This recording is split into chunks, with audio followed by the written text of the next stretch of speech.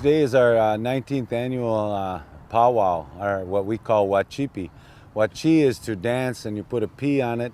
It's Wacipi means we dance. So this has been a tradition of the Dakotas for forever.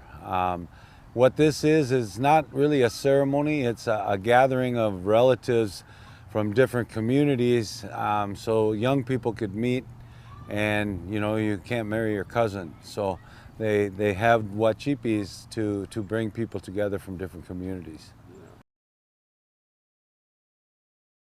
We're the relatives of the Dakotas that were originally here, from the different bands and camps of Kaposha and Black Dog Village and the other ones that were around here. And Mendota itself is was a place of burial. Up on the hills up here, it's Oheyawahi, hill much visited. And we protected that not long ago, probably 5-6 years ago. And to this day, it's protected forever. But the area itself wasn't really lived in. We lived at the other villages, but when the fort was built, our history started, because then all the Dakotas from the different villages moved here and have been here ever since. We can go into it a little later, I guess, about what the fort really meant and how it impacted our life. It was in 1805, and the U.S. government sent Lieutenant Pike to look for areas for them to put up forts and different things. And where we are, what Bedote means in our language is, or what Mendota means in Dakota, it's the Bedote. It means where the rivers meet. And the Mississippi and the Minnesota River meet here at Pike Island and then turn into just the Mississippi. But our creation stories come from this island. So like you said, about it was a place of our genocide, but it was also a place of our genesis. And that's why it's so important to us that we acknowledge that, and we let people know what this special place is for us. It's not just another spot in Minnesota. This is the center. If you look from the stars, most people don't know what Turtle Island is. Well, Turtle Island is North America. It's Canada, the United States, and Mexico. And if you look at it, Florida's an arm, the Baja's a leg, and Alaska, and Iceland, and the head is an Arctic Circle. But we've called ourselves the center of the Earth people forever. And without satellites, how did we know? Satellites photos show and prove what we said, because if you look, we're the exact center of Turtle Island. Well, the water flows all ways from Minnesota, and it's the land of 10,000 lakes for a reason. And like you said, the 45th parallel goes right through here. That's the center, and that's just more proof for us that our relatives told us what this place was about. And that's why we have these Wacipis. It's a welcome home celebration, because our people, if they want to study the story of genocide and the genocidal practices of the U.S. government, ours is the perfect story. We lost everything. We lost our language, our culture. They made us cut our hair and, more or less assimilated us into the society like they wanted. And we're a perfect example of that. When I started 30 years ago finding who I was, I was made an elder at 40 years old, only because I had the heart and the spirit to want to know who we were. So I started to do ceremonies and things like that. And so for the community, I wasn't the oldest elder there, but I was the one with the knowledge of the Dakotas. And that's what I've been trying to do since that time, and show people from all over the area that we never left here. Most of our Dakotas were exiled from here, but they called us, those that lived around the fort, the cut hairs, the friendlies is how we got termed after 1862. We protected women and children, and that's what this Fool Soldiers is about. They called our relatives fools because they went up against their own people to protect the white people that were captive. The French came here first hundreds of years before Pike came here, and they married into our people. So they had already had a reputation and a rapport with them, because they did that not only to have ties to the tribe and to the furs that they would get from that, but they needed help. And these Dakota women were the best ones around here to help them to, you know, tan the hides and you know, cook the food. Our women are our story, because once the fort was built, a lot of our women married military men to stay here, and that was protection for them, and they knew that that would, their survival depended on that, and that's what our history is about, especially here in Mendota, because of that fort, because of those military men. Whenever you look around the whole world, there's military reservations. There's a party town there. There's a place for them guys to go and blow off steam, and that was Mendota back in the early 1800s, after they built the fort. And they started to build the fort in 1819. And I'm not sure exactly when the completion date was, but in that time they started to put more bars and stuff like that here for even the workers and the military that were there. They had a place to come. The Dakota never really had a concept of selling the land. The land didn't belong to anybody. We had boundaries, and those boundaries were set up so that we had enough wildlife to hunt and fish to catch and things like that. And if someone came into your boundary, well, if they asked permission, they didn't have something where they were, it was usually given. But the whole concept of somebody buying the land, our people were nomadic. Although they had their villages here, different seasons of the year we moved around. Sometimes we had to go down in the flats for the muskrats, and we had to go up north for the deer, and we had to go out west farther for the buffalo, you know, and it was seasonal. We were nomadic, but we stayed in this area, and we had our boundaries. So when the government came here, by that time the Ojibwe had been forced onto our land by the encroachment of the settlers that were coming. And they have an old prophecy that they would be pushed off their land, but when they found where the food was growing on the water, that's where their new homeland would be, and that was the wild rice. And so they conquered they had gotten rifles and things like that before, because they came from the east. So they were able to take over a lot of our land because they had weapons that were superior to what we had. And so in the 1800s, we were looking at trying to protect the rest of our land. So our relatives were thinking about that. And when Pike came and they made this offer, some of our people were willing to sell this land to get protection from the government, which they promised. That was part of when they put the fort there. They were going to protect our land from people coming onto our land. And of course, that isn't what it was really about. It was about stealing all of our land, but this was their way of getting their foot in the door to open up the rest of our lands to settlers and whoever else came to steal it. We didn't write books, and we had to tell stories, and that was in the wintertime, and they would get told the story over and over again until they knew the story. And that's how our oral traditions began, and that's how we kept track of our history. Nowadays, you know, they have theories, and the archaeologists and everything, okay, they're scientists, and they think they know everything about everything they dig up. Well, it's a theory, because there's no way they can prove that either. It's just like the Big Bang theory. You know, they don't know. And the archaeologists, every 20 years or so, some other breakthrough comes through that, oh, well, that changes what we thought of what it was, because what they're thinking what it is a theory. Okay? Well, our oral traditions are the truth. They come from our relatives, you know, and here in Mendota, we've lost that. You know, we have to depend on others because all of our elders were killed or sent away from here, exiled from this state.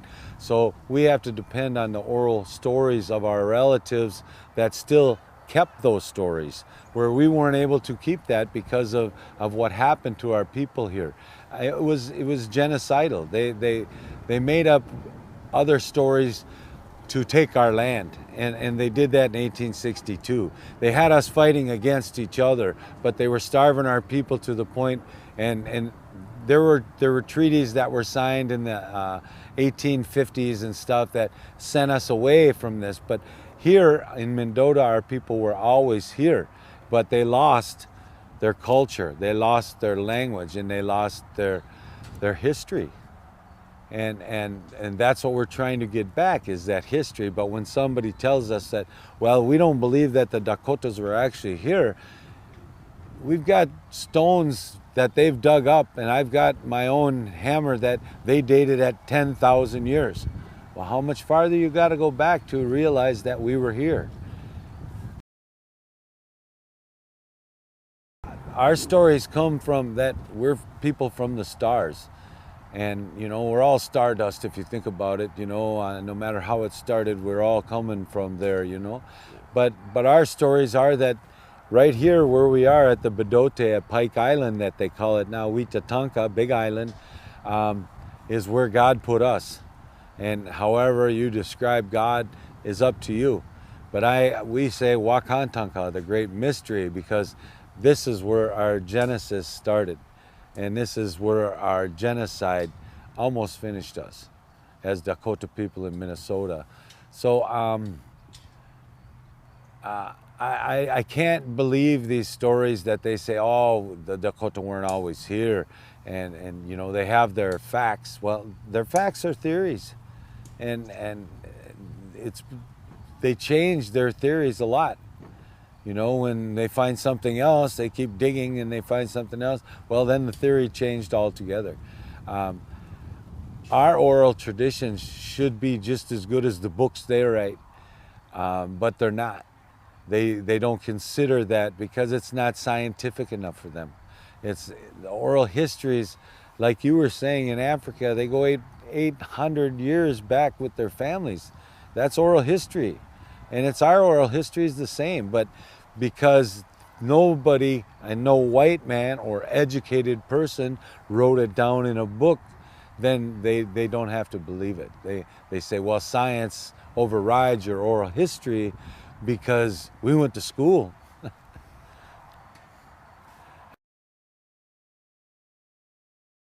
Well, I say there's Ochete Shakowin. That's the 7 fires of the Dakotas. The first fire was here.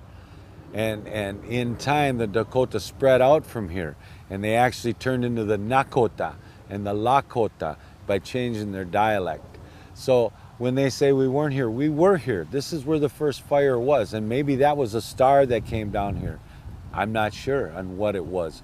That, you know, maybe that started that first fire. Maybe that meteor brought the genes or whatever to here. It isn't told how exactly man developed from that. But we were put here on this island, and that's all we know. And all of our Dakota relatives, Nakota and Lakota relatives, know about the Bedote. They know this is where they came from. They changed their dialect to be independent from the Dakotas at that time. And for the say in the Iowas, who we've got proof that there's been Dakotas all the way out to the other side of Detroit. In Canada is Wapo Island. There's a Dakota burial site there, or Dakota burial mounds there. So our people were all over. I think they were in Iowa and stuff too. And I don't know who these anthropologists are, but who makes them holier than thou? You know, their education, their diploma. Well, their diploma can't erase our history. Their diploma can't take away our oral traditions. So I take that with a grain of salt, because it's just like you look around, they got a lot of theories. Almost everything is a theory. You know, they don't know, so they guess. And then they call it a theory. And then, oh, but we have this theory. Well, that theory doesn't mean anything to me. You know, I didn't get educated in digging people up like they did to find out who they were or what they were, you know. To me, that's ghoulish. You don't dig up people. You know, they are put there. We believe that what we use up in our lifetime here on earth, we have to give back. And the only way we give it back is to put our bodies back in the earth. And Nowadays, you have to be in an entombed casket and then put into a cement tomb, and you don't go back. You don't get to go back. So these educated people are the ones that are doing this now. So They say our stories are myths. They're not. They're oral history. And when the Europeans came here, they started to write their history in the books. Okay? They started to write our history in the books, not even knowing who we are. And the stories and things that they tell are more of a myth to me than our creation stories are. Because who are these people? They come from a land that wasn't here. They weren't from here. So they come to start and they see something, oh, this must have been how this was. And this must have been how that was. And you know what that is? Another theory. So when they theorize everything, doesn't mean they've proven anything. You know, we can prove we were here. Our mounds are here. Our people are here. We've been here for thousands of years. And our creation stories come from here. It's not a myth. It's a story of our people. It's an oral teaching of our people where we came from. And we came from here. We've always been here. They chose because this was a better theory than that theory. So use the one that people are going to believe, because that's mainly why they come up with these theories, is that so people can believe what they're saying and what they're telling and what their facts are. They think their facts are, which probably aren't even facts, because they're all based on theory. And I keep repeating that because I firmly believe that they keep saying our ways are myths because it isn't written down. But even the white people didn't write it down for a long time, you know, and you go into different areas and you're going to conquer the people. You don't write good things about them. You know, oh, they're not good people, you know, and oh no, they weren't here. You can go over to the Mounds Park right now and they say there's some other tribe that built those mounds. You know, I'm like, who made up that theory? Where'd that come from, you know? We know that we've been here, and they know we've been here. And it's just, it's kind of mind-boggling sometimes to me how, because they think something or theorize it, that's the correct thing. Because they change it all the time. Well, the conquerors write the history, and they conquered us. So they don't want our history, they want to wipe us out. And they tried, and they almost did it. You know, I mean, they killed millions, and you talk about the Holocaust of the Jewish people was nothing compared to the Holocaust of the Native Americans. And it's still happening today. They're poisoning our water on the reservations. They're coming across with their oil lines across and ruining our water. And it happens every day, and they're trying to dismiss us. They don't want us to be part of this land anymore because they say it's their land. Well, it's God's land, you know, and someday God's going to make some justifications here. That's my theory.